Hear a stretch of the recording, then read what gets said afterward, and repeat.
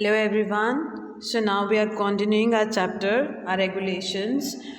Last video में हमने की थी regulations till minimum and over subscription.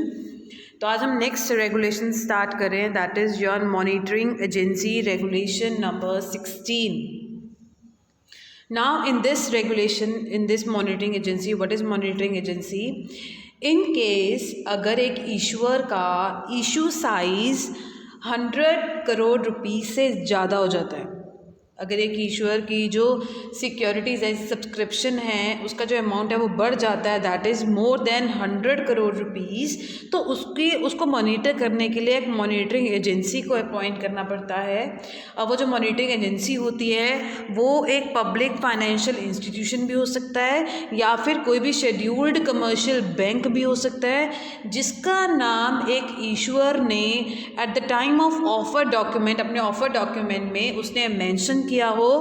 उन बैंक्स को या उन पब्लिक फाइनेंशियल इंस्टीट्यूशन को एक इशूअर को एज मॉनिटरिंग एजेंसी अपॉइंट करना पड़ता है.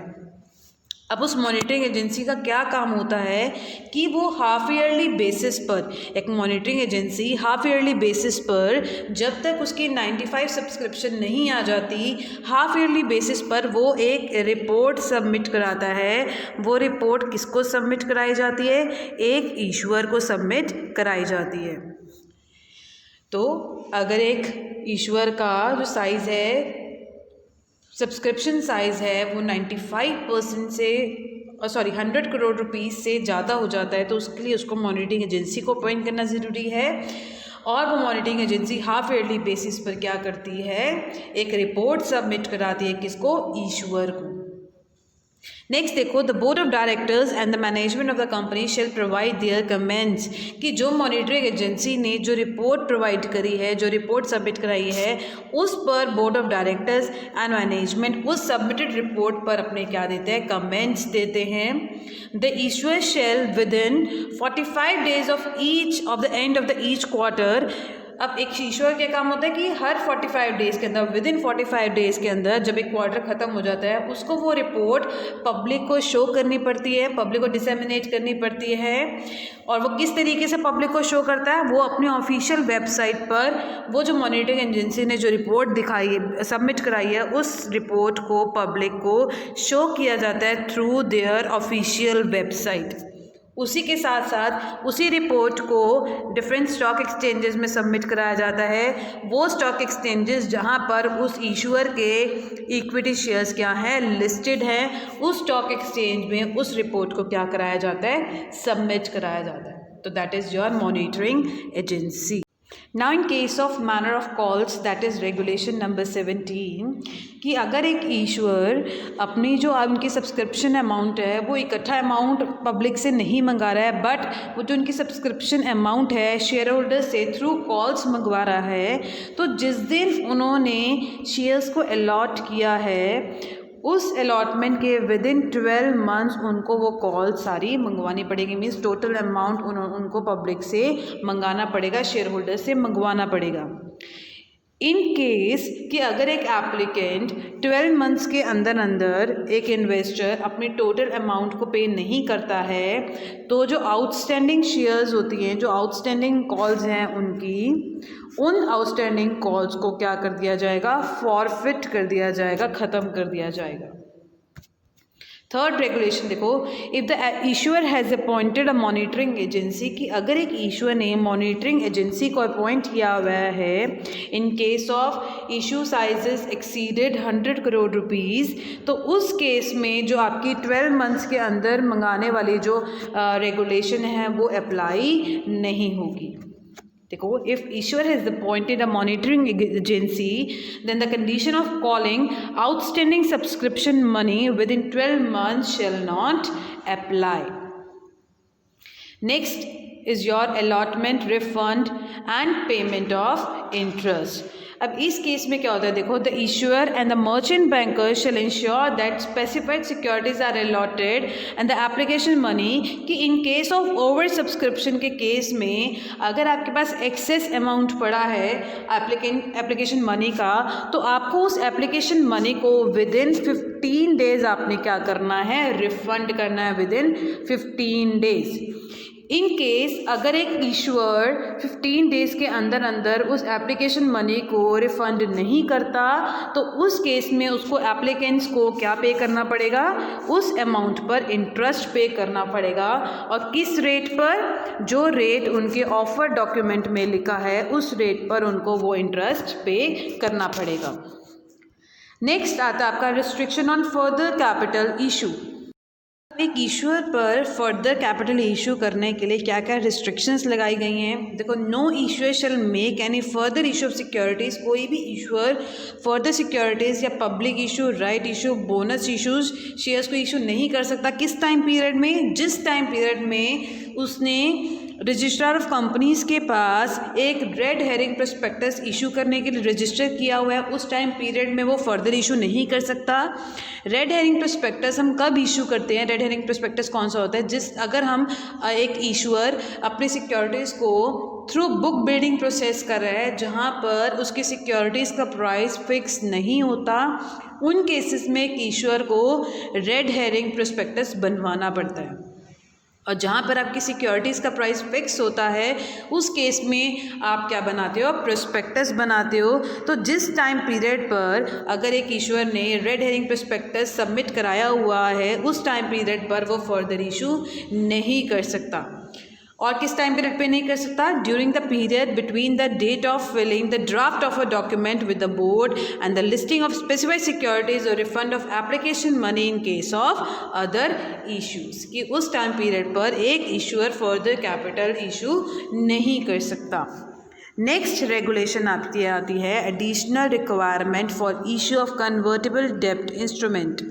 नाउ व्हाट इज़ कन्वर्टेबल डेब्ट इंस्ट्रूमेंट। अब कन्वर्टेबल डेब्ट इंस्ट्रूमेंट्स कौन से होते हैं, ये वो इंस्ट्रूमेंट्स होते हैं, सपोज एक इशूअर ने अगर डिबेंचर्स को इशू किया है तो कुछ एक टाइम पीरियड के बाद हम उन डिबेंचर्स को किस में कन्वर्ट कर देते हैं, इक्विटी शेयर्स में। अगर जो कन्वर्ट हो जाते हैं उन डेब्ट इंस्ट्रूमेंट्स को हम बोलते हैं कन्वर्टेबल डेब्ट instruments.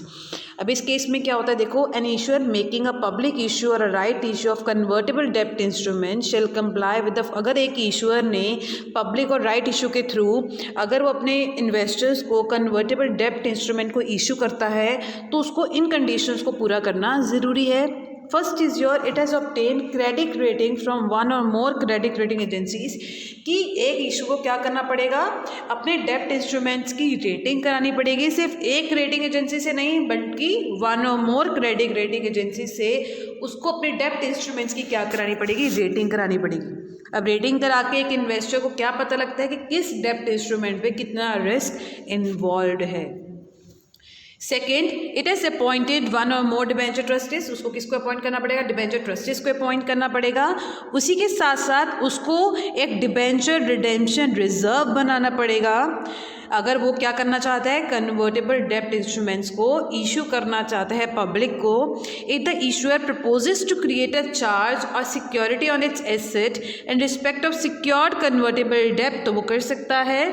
Last, the issuer shall redeem the convertible डेब्ट instrument in the terms of offer document, कि अगर वो उन डेब्ट इंस्ट्रूमेंट को रिडीम करवाना चाहता है तो उनको रिडीम वो करवा सकता है। किस तरीके से, जो ऑफर डॉक्यूमेंट्स में टर्म्स लिखी गई हैं उन टर्म्स को फॉलो करके, उन कंडीशंस को पूरा करके वो अपने कन्वर्टेबल डेब्ट इंस्ट्रूमेंट्स को रिडीम कर सकता है। Now next is your rollover of non-convertible portion और partly convertible debt instrument. Now in this case कि अगर एक इशूअर ने convertible debt instrument को इशू किया है बट अभी उसके जो डेब्ट इंस्ट्रूमेंट्स हैं उनको कन्वर्ट नहीं किया गया, मीन्स अभी वो नॉन कन्वर्टेबल हैं, या फिर वो डेब्ट इंस्ट्रूमेंट्स जिनकी जो वैल्यू है वो 50 लाख से ज़्यादा है, 50 लाख रुपीज़ से ज़्यादा वैल्यू है, आप उनको नेक्स्ट इशू के लिए आप उनको रोल ओवर कर सकते हो according to the provisions of section 71 of the companies act 2013 कि अगर वो एक इशूअर के कुछ डेप्ट इंस्ट्रूमेंट्स नॉन कन्वर्टेबल हैं या फिर पार्टली कन्वर्टेबल डेप्ट इंस्ट्रूमेंट्स हैं तो आप उनको नेक्स्ट इशू के लिए रोल ओवर कर सकते हो। Second, the creation of fresh security and execution of fresh trust shall not be mandatory कि आपको दोबारा से एक ट्रस्ट डीड बनाने की ज़रूरत नहीं है if existing trust deed provides for continuance of security even in roll over. और उसमें आपको कोई भी जो इंटरेस्ट रेट आपने पहले ही सेट किया हुआ है वो सेम इंटरेस्ट रेट चलता है और इंटरेस्ट रेट में भी चेंजेस करने की ज़रूरत नहीं होती।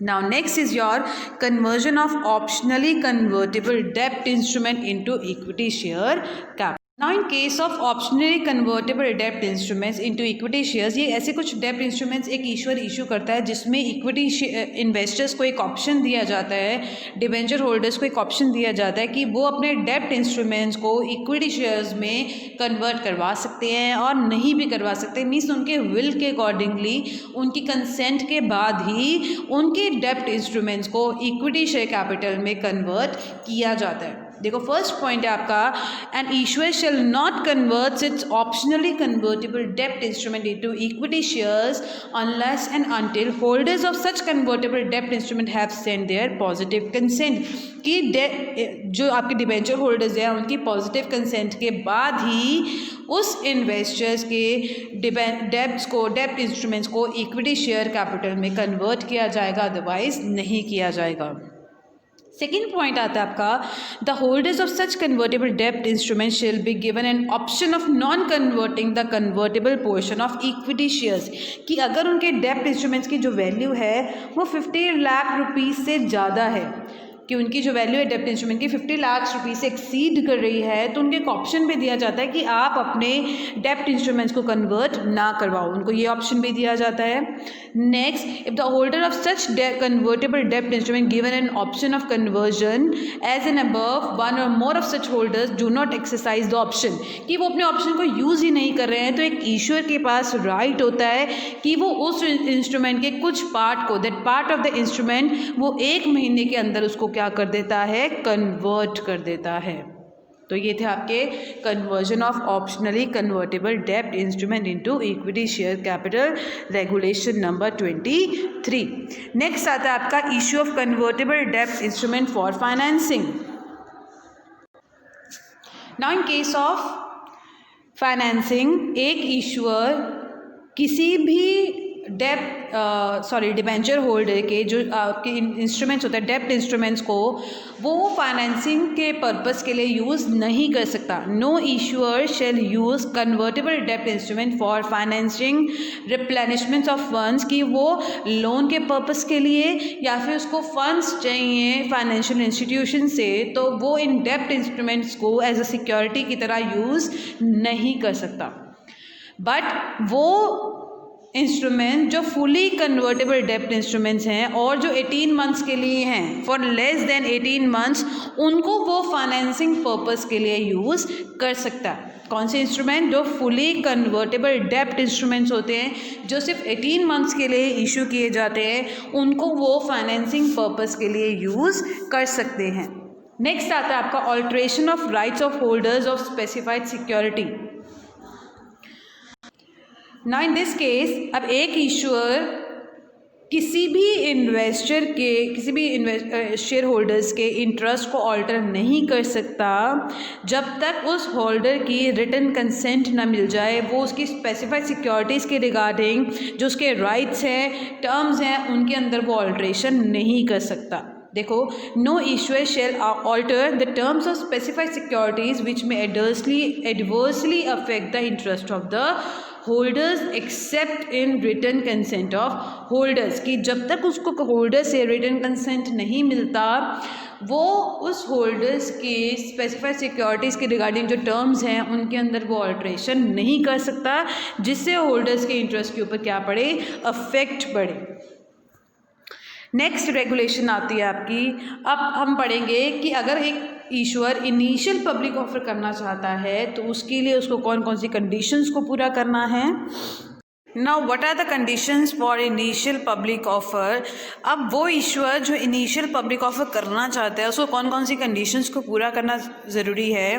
देखो, first is your it has net tangible assets of at least 3 crore rupees in each of the preceding 3 full years, कि उसकी जो नेट टेंजिबल एसेट्स होनी चाहिए हर एक साल में पिछले 3 सालों में कितनी होनी चाहिए, वो कम से कम 3 करोड़ रुपीज़ की उसकी नेट टेंजिबल एसेट्स होनी चाहिए। दूसरा कि उसका जो average pre tax operating profit है वो कितना होना चाहिए, 15 crore rupees. Pre tax operating profit कौन सा होता है, जो टैक्स पे करने से पहले का जो प्रॉफिट होता है वो मिनिमम कितना होना चाहिए, 15 crore rupees. Next, it has net worth of at least 1 crore rupees in each of the preceding 3 years, पिछले 3 सालों में उसका जो नेट वर्थ होना चाहिए वो 1 करोड़ का होना चाहिए हर एक साल में। इन केस कि अगर उस कंपनी ने जो इनिशियल पब्लिक ऑफर करी है कंपनी, उसने अगर पिछले 1 साल में अगर अपना नाम, अपनी कंपनी का नाम चेंज किया है, तो कम से कम पिछले साल में कम से कम 50% जो उसको रेवेन्यू मिले होने चाहिए वो उसके न्यू, उस कंपनी के न्यू नाम से उसको मिले होने चाहिए 50% रेवेन्यू। देखो, if it has changed its name within the last 1 year, at least 50% of the revenue of for the preceding 1 full year has been earned by it from the activity indicated by the new name, किसकी जो 50% revenues होने चाहिए वो उस company के new नाम से होने चाहिए। नाउ सेकेंड पॉइंट देखो आपका, if the issuer not satisfying the stipulated conditions, कि अगर एक इशूअर जो ऊपर कंडीशंस लिखी गई हैं प्रॉफिट्स के रिगार्डिंग, अगर वो उन कंडीशंस को पूरा नहीं करता तो और अगर वो इनिशियल पब्लिक ऑफर करना चाहता है तो वो थ्रू बुक बिल्डिंग प्रोसेस वो कर सकता है। थ्रू बुक बिल्डिंग प्रोसेस एक इशूअर इनिशियल पब्लिक ऑफर कर सकता है। नेक्स्ट आता है आपका, an issuer may make an initial public offer of convertible डेब्ट instrument without making a prior public issue of its equity shares and listing thereof, कि अगर एक इशूअर कन्वर्टेबल डेब्ट इंस्ट्रूमेंट्स को इशू करना चाहता है और उससे पहले उसने इक्विटी शेयर्स को या लिस्टिंग सिक्योरिटीज़ को इशू नहीं। Next is your, an issuer shall not make an allotment pursuant to a public issue if the number of prospective allottees is less than 1000, कि उसकी अगर allottees 1000 से कम है तो वो अलॉटमेंट परजुएंस नहीं करेगा, अलॉटमेंट पर्पसेस को पूरा नहीं करेगा, अलॉटमेंट नहीं करेगा अपनी सिक्योरिटीज़ की। No issuer make an initial public offer if there are any outstanding convertible securities, कि अगर एक उस इशूअर की पहले से ही कुछ आउटस्टैंडिंग कन्वर्टेबल सिक्योरिटीज़ है तो वो इनिशियल पब्लिक ऑफर नहीं कर सकता। Next, equity shares may be offered for sale to public if such equity shares have been held by the sellers for the period of at least 1 year, 1 साल के लिए कम से कम। An issuer making public offer may obtain grading for such offer from one or more credit rating agencies registered with the board। ये मैंने आपको पहले भी बताया है कि अगर वो इनिशियल पब्लिक ऑफर करना चाहता है तो उसको अपने डेब्ट इंस्ट्रूमेंट्स की क्या करानी पड़ेगी, रेटिंग करानी पड़ेगी क्रेडिट रेटिंग एजेंसी से जो सेबी के पास क्या हैं, रजिस्टर्ड है। नेक्स्ट आता है आपका conditions for further public offer, कि फर्दर पब्लिक ऑफर के टाइम पर कौन कौन सी कंडीशंस को पूरा करना ज़रूरी है। An issuer may make a further public offer if it satisfies the conditions specified in clauses, कि वो क्लॉजेज में जो कंडीशंस लिखी हैं अगर एक इशूअर उन क्लॉजेज की कंडीशंस को पूरा करता है तो एक इशूअर फर्दर पब्लिक ऑफर कर सकता है। अगर वो उन कंडीशंस को पूरा नहीं कर पाता जो क्लॉजेज में मेंशन हैं, देन वो कंडीशंस जो regulation 2 of regulation sub regulation 2 of regulation 26 में जो कंडीशंस लिखी हैं उनको अगर वो पूरा करता है तो वो फर्दर पब्लिक ऑफर कर सकता है। नेक्स्ट आता है आपका राइट इशू।